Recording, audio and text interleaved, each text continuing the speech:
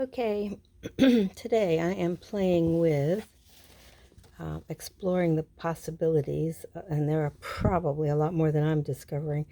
I saw people making these flowers out of this shelf liner. So I bought 2 rolls at the Dollar Tree. Fortunately, this one's in a white or off-white, which is really kind of very pretty. And then I have a black.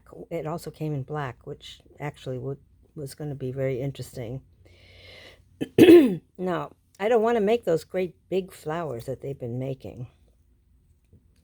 So I tried cutting little strips of this material. I had already made this little crepe paper flower. Wasn't too happy with it. So I took a needle and went in between these holes and scrunched it all up. Now, I used, I think, pink thread was what I had to hand. And so that's what this thing is in the middle. Didn't do a really great job, but I thought, well, maybe I could be making these tiny little flowers. Now I was looking for a ruler. Hold on. Well, I managed to find one. No small thing around here.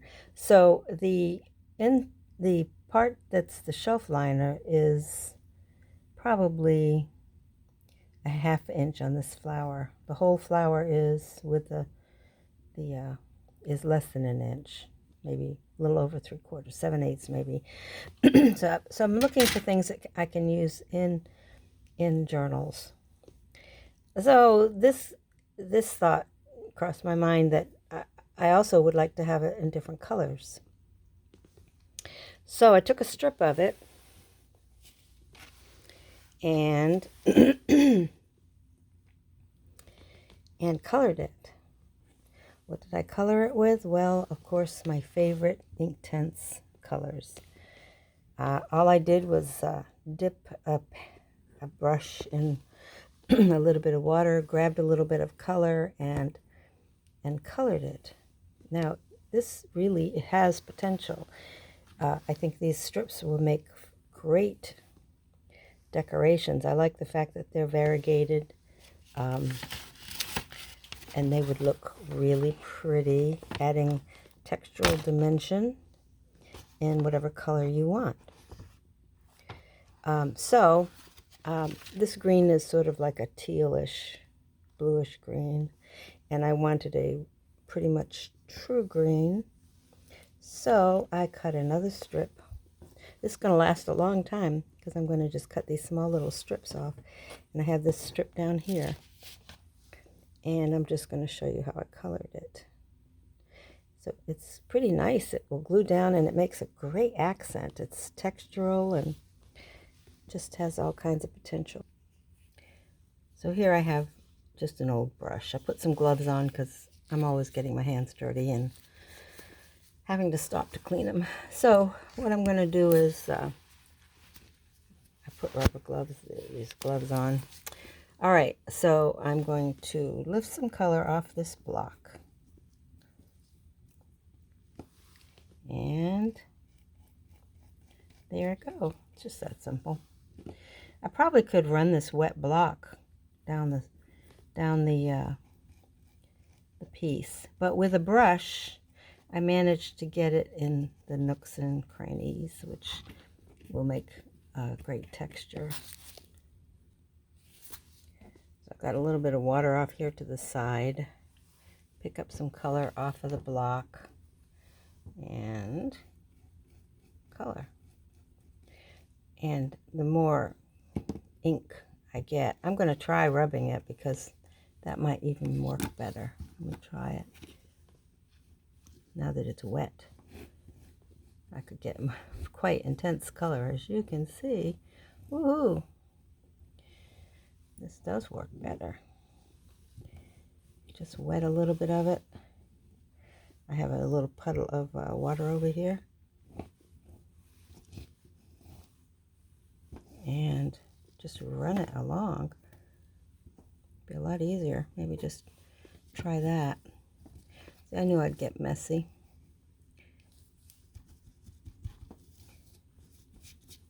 But I do love the Inktense because just it goes on everything.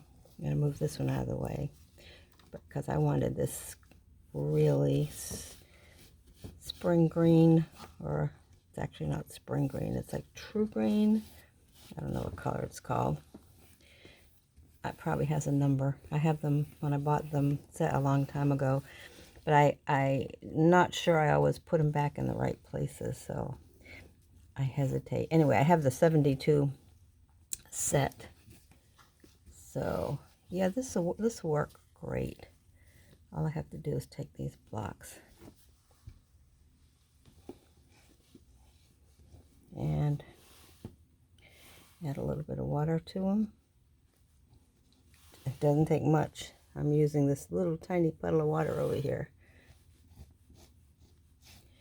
and it should get down into the crevices.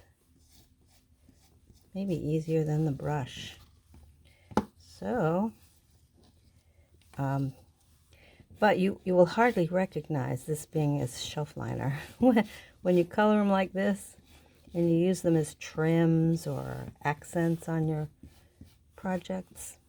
You won't even recognize. Okay, so let's see if I can get this one right back into the, yeah, I can't read the color.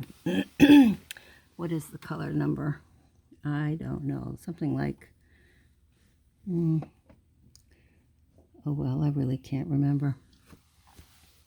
But it's one of my favorite colors of green. So now that I've got all this color on this Dollar Tree cutting mat that's sitting on top of some cardboard, I can just manipulate the color this way. Run my fingers down. And I don't mind that it's not complete. I like it that it's not solid. I like a little variegation in the intensity of the color. I just don't want white, which is what this is over here. So there I go. But this looks like fabric. It looks like ribbon. It will glue nicely, I think, to projects. And people will not recognize what it is. It looks like quite intricate piece of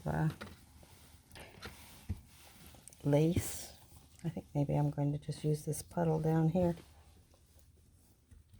since I got it. Helps clean up the mat. Pretty on the messy side, right?